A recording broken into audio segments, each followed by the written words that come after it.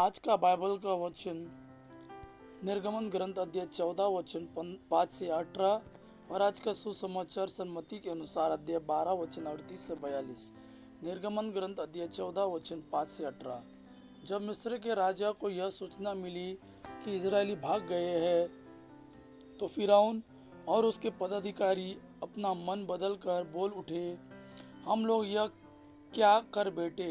हमने इजरायलियों को अपने दासों को भाग जाने दिया। फिरौन अपना रथ तैयार कर अपनी सेना साथ ले गया। 600 श्रेष्ठ रथ और मिस्र के सब रथ जिन पर योद्धा सवार थे। प्रभु ने मिस्र के राजा फिरौन का हृदय कठोर कर दिया, इसलिए उसने इजरायलियों का पीछा किया जो उसे चुनौती देते हुए भाग रहे थे। मिस्रियों ने सब घोड़ों, फिरौन के रथों, उसके घुड़सवारों और उसकी सेना के साथ इजरायलियों का पीछा किया और बाल-सफोन के सामने पी हिरोत के निकट समुद्र के तट पर उनके पास पहुंच गए, जहां उन्होंने पड़ाव डाला था। फिरौन निकट आया ही था कि इजरायलियों ने आंखें उठाकर देखा कि मिस्री हमारा पीछा कर रहे हैं। उन पर आतंक छा गया और वे चिल्लाकर प्रभु की दुआएं देने लगे। उन्होंने मूसा से कहा, क्या मिस्र में हमको कब्रें नहीं मिल सकती थी जो आप हमको मरुभूमि में मरने के लिए यहाँ ले आए हैं? हमको मिस्र से निकालकर आपने हमारा कौन सा उपकार किया?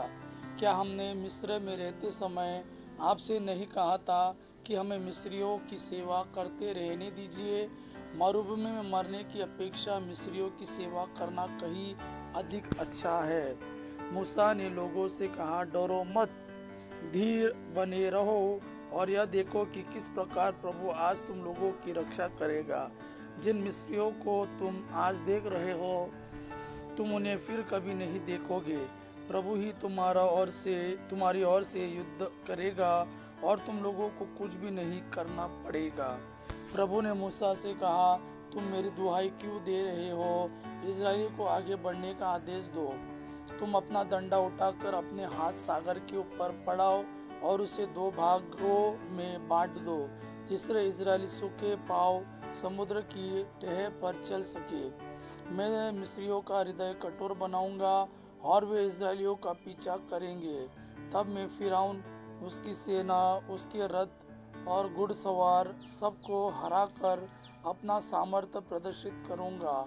और जब मैं फिरौन, उसकी सेना, उसके रथ और उसके घुड़सवार सबको हराकर अपना सामर्थ्य प्रदर्शित कर चुका होऊंगा, तब मिस्री जान जाएंगे कि मैं प्रभु हूँ।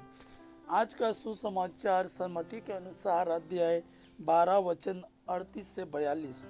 उस समय कुछ शास्त्री और फरीसी ईसा से बोले, गुरुवर, हम आपके द्वारा प्रस्तुत कोई चिन्ह देखना चाहते हैं। ईसा ने उन्हें उत्तर दिया, यह दुष्ट और विधर्मी पीढ़ी एक चिन्ह मांगती है, परंतु नबी योनस के चिन्ह को छोड़कर कोई चिन्ह नहीं दिया जाएगा। जिस प्रकार योनस 3 दिन और 3 रात मत्स्य के पेट में रहा, उसी प्रकार मानव पुत्र भी 3 दिन और 3 रात पृथ्वी के गर्भ में रहेगा। न्याय के दिन निनेवे के लोग इस पीढ़ी के साथ जी उठेंगे और इसे दोषी ठहराएंगे, क्योंकि उन्होंने योनस का उपदेश सुनकर पश्चाताप किया था, और देखो यहाँ वह है जो योनस से भी महान है।